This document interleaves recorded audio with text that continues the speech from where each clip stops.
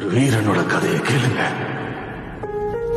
சூத்திரதாரியின் சூழலை எரித்து அகங்காரனின் நெஞ்சை கிழித்து மாயாசுரனை நிர்மூலமாக்கும் துறையாய் நொந்து வென்றவரின் பரவசத்தை சுமந்து வந்தாள் ஒரு மகாதா. எரியும் தீயினில் பொழியும் மழை போல் சாவின் வீட்டினில் காலனை வென்றவன். ஆணவத்திற்கு எதிராய் கிளர்ச்சி ரூபத்தில் லங்கேஸ்வரனுக்கு எதிராய் வெள்ளேந்தி நின்றான். இருக்கிற சிங்கம் வீரனொருவரின் கதை. வீணை வென்ற வீரனொருவரின் கதை. வேட்டைக்காரரை வேட்டையாட